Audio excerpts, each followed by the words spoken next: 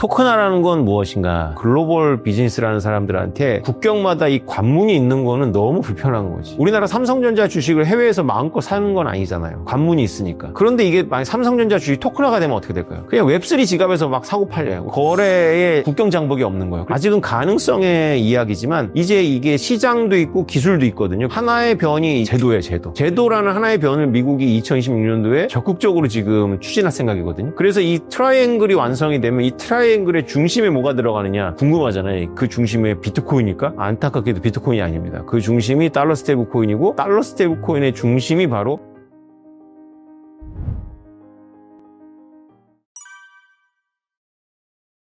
토큰화라는 건 무엇인가 하면요. 그야말로 토크나이제이션인데요. 비트코인이 세상에 나오면서부터 바로 예견이 됐어요. 토크나이제이션. 그런데 토큰화를 왜 하냐? 네 가지 목표를 위해서 하는 겁니다. 네 가지 목표는 뭐냐 하면 직접, 개별, 분할, 상시 유동화. 이 네 가지 목표거든요. 직접은 2008년도 리만브러스 사태 때 전 세계 금융이 도덕적 해이가 무엇인지를 보여준 거죠. 특히 미국의 월가가. 그러니까 중간에 그러니까 금융의 공급자하고 금융의 소비자가 만나도록 도와주는 게 은행도 있지만은 예를 들면 자산운용사 도 있고 그 다음에 신용평가회사도 있는 거죠. 이런 사람들이 중간에서 전문적인 지식을 갖고 야, 이 기업은 우량하고 우량하지 않고 뭐 이 사업은 해도 되고 안 해도 되고 이렇게 하는데 그들이 그런 전문적인 능력이 있다는 전제에서 엄청난 연봉을 받았는데 연봉 값을 못한 정도가 아니라 도덕적 해에 빠졌던 거거든요. 지네들이 완전히 시장을 주도하고 펌핑하고 이랬던 역할을 하는 거고 그 다음에 어차피 세금으로 다 갚아줄 거니까 위험을 과소평가하고 이런 거를 한 거죠. 그래서 결국은 금융망이 그렇게 무력화됐을 때 정부 세금으로다가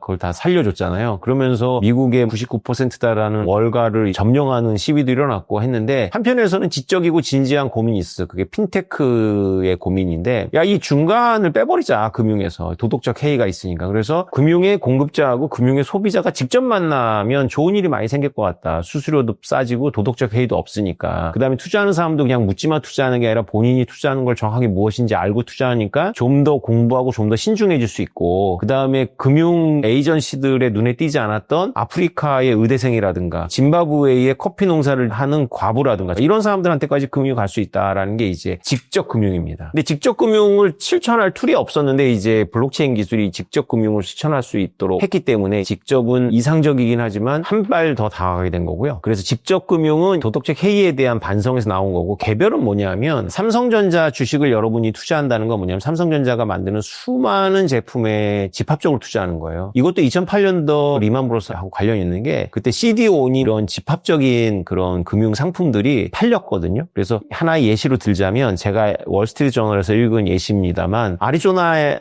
사막이 많아요. 아리조나의 황량한 사막에 있는 컨테이너 박스에 사람이 살거든요. 불황아들이 살았던 거죠. 그거마저도 그 당시에는 그 당시 돈을 10억 원어치의 모기지의 가치가 있었어요. 지금으로 생각하면 말도 안 되는 건데 10억 원에 지금은 한 100억 원 정도 되는 겁니다. 10억 원의 가치로 평가하고 뉴욕 맨하탄에 있는 아파트도 20억의 가치를 평가해갖고 은행들이 모기지를 한 다음에 그거를 섞어요. 맨하탄 아파트하고 아리조나의 컨테이너 박스를 섞어갖고 이거를 잘게 잘라요. 잘게 자르면 이게 수학적인 어떤 상품으로 바뀌거든요. 이걸 이제 넘겨가지고 팔았고 투자했는데 나중에 뻥 터져보니까 그래서 기자가 찾아가 보니까 이 맨하탄 아파트는 우량 자산이지만 여기랑 섞여 있었던 이 아리조나의 컨테이너 박스에는 하수도도 상수도도 없는 거예요. 그래서 이걸 갖고 이제 월스트리트 저널 기자가 골드만삭스인지 JP 모건의 이거를 모기지화했던 담당자한테 전화를 걸었더니 담당자의 인터뷰가 제가 월스트리트저널에서 읽을 때 가관이었는데 우리가 하루에 수억 달러를 관리하는데 그거 일일이 실사하지 않는다. 이런 누구도 모르는 상품들이 마구마구 섞여갖고 팔렸던 거죠. 그러니까 이런 삼성전자에 투자한다거나 파생상품에 투자하는 게 되게 집합적이었어요. 그래서 개별로 쪼개자. 예를 들면 이런 겁니다. 엔비디아가 삼성전자 반도체한테 이렇게 주문을 넣어요. 그래서 그거를 물량을 소화하려면 라인을 3개를 증설해야 돼요. 라인 3개를 증설하는데 1조 원이 들어가는데 1조 원을 동원하려면은 지금의 주식 자본시장에서는 별로 방법이 없어요. 주식이라는 가격은 이제 자기네들끼리 사고 파는 거지 회사로 돈이 들어오는 건 아니거든요. 그래서 기업은 전환사채라는 걸 발행해갖고 1조를 동원해서 사업을 한 다음에 나중에 이 1조 원어치를 주식으로 전환해 주는 거죠. 이거는 근데 사실 엄밀하게 따지면은 기존의 주주들 입장에서는 물타지는 거기 때문에 이해가 충돌합니다. 근데 이 세 라인에 대해서만 토큰을 발행하면 어떻게 될까요? 이 토큰을 구입한 사람들한테만 이 세 라인에서 물론 이제 삼성전자 활동을 공유하는 거기 때문에 그런 간접 면접비는 전부 뺀 다음에 남는 이익에 대해서 토큰 투자자한테 돌려준다면 나는 삼성전자의 선풍기나 전자레인지나 냉장고에는 관심 없어. 나는 반도체만 투자할 거라고 하는 것이 충족이 되는 거고 기업도 기존 주주의 눈치를 보지 않고 새로 라인 깔아갖고 자본을 동원할 수가 있는 거거든요. 그래서 이거는 수요와 공급이 딱 맞아요. 그래가지고 이거 개별적인 투자. 이것도 기술이 없었는데 이제 블록체인 때문에 가능해진 거거든요. 그래서 직접과 개별이고요. 분할은 여러분들이 잘 아시는 대로 강남 아파트 같은 게 너무 큰 덩치다 보니까 매매도 별로 없고 그리고 사기도 어려운데 그리고 내가 설사 강남 아파트를 갖고 있더라도 돈이 급전이 필요한데 은행에 담보로 맡겨갖고 돈을 꾸려고 했는데 국가가 여러 가지 제도적으로다가 아파트 값을 억제하기 위해서 돈 얼마 유동화 못 하잖아요. 이런 것들을 부분적으로 유동할 수 있는 거예요. 또 이집트에 피라미드가 있잖아요. 이집트의 피라미드가 얼마짜리일까요? 사실 그거는 돈으로 따질 수 없는 거지만 이걸 따져야 됩니다. 왜냐하면 이집트가 국가 재정이 위기에 만약에 빠지면 피라미드를 유동화해갖고 돈을 쓸 필요가 있거든요. 피라미드 그럼 내가 토큰 많으면 피라미드 살 수 있어? 아니죠. 피라미드를 보러 오는 수많은 관광객들이 있지 않습니까? 그 수많은 관광객들이 쓰는 돈의 미래 가치를 해갖고 그 토큰에 반영을 하는 거거든요. 이게 분할입니다. 분할하기 때문에 가능해지는 금융의 마술이 있거든요. 그래서 토큰화는 직접, 개별, 분할인데 여기에 강력한 개념인 상시 유동화라는 개념이 또 필요합니다. 상시 유동화라는 건 서플라이 체인이 쭉 진행이 되는데 그거에 평행하게 금융이 연속적으로 가는 거예요. 상시 유동화의 가장 쉬운 버전은 연속적인 이자, 연속적인 임금이에요. 여러분들이 일을 하면 어떻게 돈을 받습니까? 일주일 단위로 돈을 받든지 아니면 한 달 단위로 돈을 받잖아요. 이걸 만약에 연속적으로 받는다고 생각해 보세요. 1시간 너 일하면 1시간만큼 주는 거예요. 그래서 내 계좌에 돈이 연속적으로 쭉 들어오는 거죠. 그 도중에 조퇴하면 이제 돈이 딱 멈추는 겁니다. 이자도 마찬가지. 이자도 이렇게 360으로 나눠갖고 계산하고 이렇게 하는데 그렇지 않고 내가 1시간 단위로 이자를 주는 거죠. 그게 그리고 내 어플에 보이는 거죠. 이렇게 연속적인 이자를 줄 수가 있는 건데 이런 걸 좀 더 발전시키면 어떻게 되는 거냐면 실내에서 제가 와이너리에 투자를 했어요. 그래서 와인이 병입되면 이 토큰으로다가 한국 슈퍼마켓에서 바꿀 수가 있는 건데 와인이 아직 병입되기 전에 발효 단계에서도 내가 이 토큰을 팔아버리는 거죠. 왜냐하면 별로 올해 실내에 너무 비가 많이 와서 이게 와인이 별로 맛이 없을 것 같아. 그러면 투자했다가 이제 팔아버리는 거죠. 이게 상시 유동화거든요. 그러니까 IBM이라는 회사가 중국에서 돼지를 토큰화한 적이 있어요. 2014년도에. 그 돼지를 토큰화한 이유는 이제 금융을 하기 위해서가 아니라 돼지를 먹는 사람의 안전을 위해서인 건데요. 식품 안전. 그래서 돼지가 태어나면서부터 고유번호를 매기는 거예요. 그래서 그걸 토큰화하면 그걸 누군가 투자할 거죠. 그러면 그 돼지의 삼겹살, 그 돼지의 족발만 따로 토큰화를 할 수가 있다면 너무 비용이 많이 들겠지만 이론적으로는 그럴 수 있다면 그 돼지가 도살되기 전에 그 족발은 계속 사고 팔리는 거죠. 그래서 어떤 서플라이 체인이 진행되는 거 옆에서 계속 상시 유동화가 진행이 되는 겁니다. 그러니까 이게 다 어려운 개념들이었는데 특히나 이 직접 금융하고 상시 유동화는 상극이에요. 우리가 직접 금융은 직접 공장에 투자한다거나 이런 건데 내가 이 중간에 에이전시를 놓고 투자하는 이유는 사람 일을 모르기 때문에 언제든지 돈을 빼고 싶어서 그런 거거든요.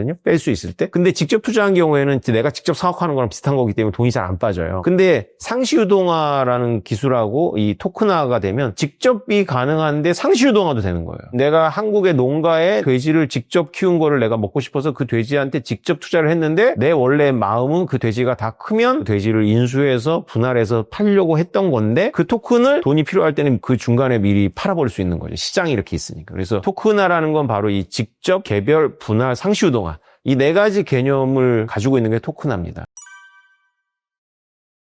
아직은 가능성의 이야기지만 이제 이게 시장도 있고 기술도 있거든요. 그 기술이 블록체인 기술이고 세계의 삼각형 중에 두 개는 있어요. 하나의 변이 제도예요. 제도라는 하나의 변을 미국이 2026년도에 적극적으로 지금 추진할 생각이거든요. 그래서 이 트라이앵글이 완성이 되면 이 트라이앵글의 중심에 뭐가 들어가느냐 궁금하잖아요. 그 중심에 비트코인일까? 안타깝게도 비트코인이 아닙니다. 그 중심이 달러 스테이블 코인이고 달러 스테이블 코인의 중심이 바로 이더리움이에요. 그래서 우리가 이더리움 공부부터 같이 해야 돼요. 왜냐하면 이더리움이 지금은 비트코인 옆에서 비트코인이 오르면 같이 오르고 비트코인이 떨어지면 또 떨어지고 이런 건 줄 알았는데 좀 더 아시는 분들은 이상한 원숭이 그림 갖고 팔아먹고 막 이상한 NFT 해갖고 거품 만들고 꺼트리고 했는데 맞아요. 무모한 것들 많이 했어요. 그런데 그런 걸 하면서 축적이 된 생태계가 만들어진 거예요. 거름이 쌓인 거죠. 나무들을 심었더니 다 죽어버렸는데 그 나무들이 거름이 된 겁니다. 거기서 이제 거목이 나올 수 있는 그게 토큰화를 통해서 거목이 만들어지는 거예요. 그래서 만약에 이 거목들이 나오면 이더리움은 정말로 업계 표준이 되면서 지금 이 가격일 수가 없는 거예요. 저가 그렇게 내다보는 일어나는 거 이렇게 내다보는 분이 피터 틸이라든가 톰 리나 캐시 우드가 이렇게 내다보거든요. 이 세 분이 전부 비트코인 강세론자였어요. 비트코인 강세론자들이 2025년도에 마치 약속이 난 것처럼 이더리움에 베팅하는 모습이 보이고 있거든요. 그게 왜 그러냐? 바로 이 토크나 때문에 그런 거예요. 그래서 제가 1부에서는 비트코인의 계절이 끝나가고 있다고 얘기했지만 지금 여러분들한테 제가 희망을 드리는 게 아니라 사실 말씀드리는 건데 2016년도가 탈 패턴을 한다면 이 토크나가 촉발이 될 거고 토크나가 만약에 본격화된다면 이더리움이 각광을 받을 거고 이더리움이 각광을 받으면 이더리움 가격이 올라서 떨어지고 있는 비트코인을 견인할 가능성이 있는 거예요. 여태까지 10년 동안 매번 비트코인이 등에 이더리움도 얹혀놓고 알트도 얹혀놓고 혼자 뛰기 부담되었는데 이제는 이더리움이 다 뒤에 올려놓고 뛸 수 있는 가능성이 있는 거예요. 그래서 2016년 너무 중요한 거예요 지금 우리한테. 드디어 이 크립토가 툴립이다 사기다 이런 논란이 아니라 드디어 크립토가 이제 축적된 에너지로 어떻게 부가가치랑 연결되는지를 보여줄 수 있는 그 원년이 2026년이에요. 이 토크나 부동산이나 이런 것들이 요원하다고 생각하시는 분이 많아요. 왜냐하면 제도가 정비가 되지 않으면 그게 힘들다라고 보시는데요. 우리나라는 힘들 수 있는데 외국에서는 나오는 거예요. 그런 사례들이. 그러다 보면 한국의 이제 강남아파트 소유자나 투자자들도 특히 우리나라의 젊은 세대들은 강남아파트 입성을 못하니까 자기 그나마 제2의 제3의 강남을 자꾸 찾으니까 전국에 있는 아파트들이 수도권 중심으로 다 투기판이 되는 거잖아요. 근데 이들이 이제 내가 강남아파트에 일부를 투자하고 나는 사는 곳은 직장이 대구나 광주니까 난 여기서 살고 이게 가격으로 난 투자 안 할래. 나는 투자는 맨하탄 아파트 일부, 시드니 아파트 그다음에 강남 아파트만 할 거야. 그러면 강남 아파트 가격이 오르면 아무도 안 슬픈 거예요. 예를 들면 강남 아파트만 오르면 이제 옆에 잠실 슬퍼하고 강 건너가 슬퍼하니까 이제 강남 아파트를 억누르니까 옆에 잠실이 오르고 잠실 억누르니까 강 건너 강동이 오르고 강동을 억누르니까 옆에 성동구가 오르니까 다 덮어. 이런 거잖아요 지금. 그럴 필요가 없다는 거죠. 오히려 좋은 면이 많거든요. 오를 때만 오르는 거예요. 그러면 이제 주거비도 낮아지겠죠. 왜냐하면 진짜로 실수요자들로 가는 거예요. 그런 투자 가치가 없는 아파트들은. 왜 블랙락의 레리 핑크 회장이 모든 자산 토큰화된다고 외쳤냐면 이분이 이제 원래 비트코인을 사기다라고 보거나 혹은 자금 세탁의 원조라고 봤었는데 이 비트코인을 봤더니 놀라운 능력이 있는 거예요. 뭐냐면 2022년도 러시아가 우크라이나를 침공했을 때 우크라이나 국민들이 폴란드로 피난을 갔는데 피난을 갈 때 갖고 갈 수 있는 쌀이 얼마나 되겠어요. 그리고 피난 갈 때 갖고 갈 수 있는 차도 못 갖고 가고 국경 못 넘으니까. 그리고 금융자산 동결됐고. 근데 비트코인하고 이더리움 받더라 이거예요. 국경이 없으니까. 그래서 이걸 보고 레리 핑크 회장이 크게 깨달으신 것 같아요. 그래서 이렇게 우리처럼 글로벌 비즈니스라는 사람들한테 국경마다 이 관문이 있는 거는 너무 불편한 거지. 우리나라 삼성전자 주식을 해외에서 마음껏 사는 건 아니잖아요. 관문이 있으니까. 그런데 이게 만약 삼성전자 주식 토큰화가 되면 어떻게 될까요? 그냥 웹3 지갑에서 막 사고 팔려요. 우리 메타마스크라고 하는 지갑에서 그냥 삼성전자 주식을 샀다 팔았다 할 수 있는 거고 거래에 국경 장벽이 없는 거예요. 그러니까 레리 핑크 회장 같은 사람은 만약에 우리가 채권이나 주식이나 이런 거를 토큰화하면 전 세계를 대상으로 비즈니스를 할 수가 있네. 그 다음에 계층도 슈퍼리치만이 아니라 중산층. 그 다음에 가난한 노동자들한테도 금융을 팔 수 있는 거예요. 내가 가난하게 근로소득을 먹고 살지만 미래의 희망을 갖고 조금씩 세계 최대 우량 자산에 특히 맨하탄의 아파트에 강남스타일 노래 듣고 강남 아파트가 나왔네 토큰으로 일부 사는 거죠. 그런 식으로 전 세계인들이 전 세계에 있는 우량 자산에 대해서 투자를 할 수가 있는 거예요. 토큰화의 가장 큰 정점이 뭐냐면 부동산은 당연히 정형화되어 있는 자산이기 때문에 토큰화의 대상이고요. 가장 이제 비정형적인 자산인데 토큰화의 대상이 될 게 사람이에요.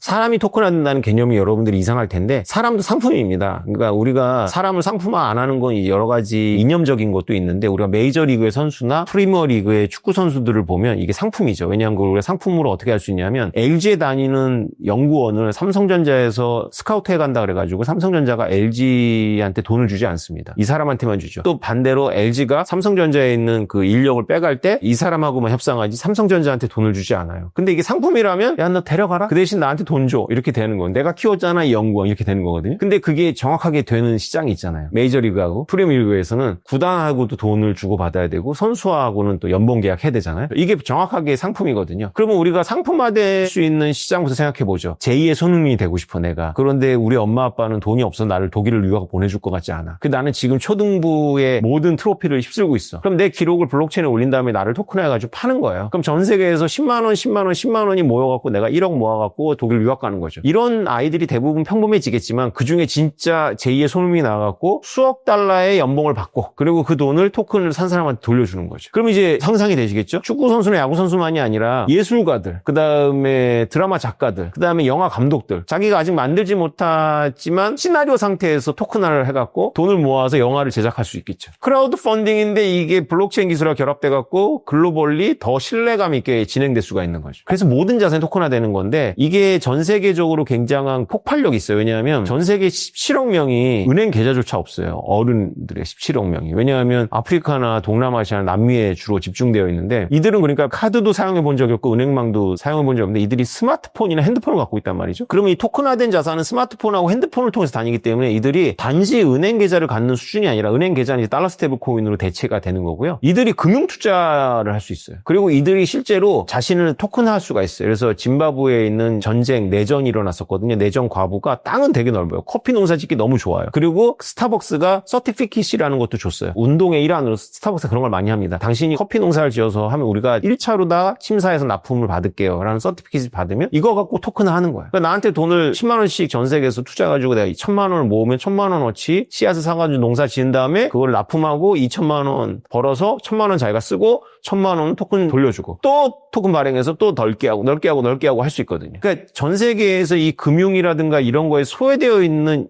17억에서 20억 명의 인구가 이 금융의 공급자이자 금융의 수요자로 대거 진입을 하는 거예요. 이거를 블랙락이 레이핑크 회장이 내다보니까 이분이 2023년도죠. 2023년 9월에 비트코인 ETF를 신청했더니 7년 동안 비트코인 ETF를 반려했던 SEC가 4개월 후에 비트코인 ETF를 승인했거든요. 이분이 지금 밀고 있는 개념이 토큰화예요.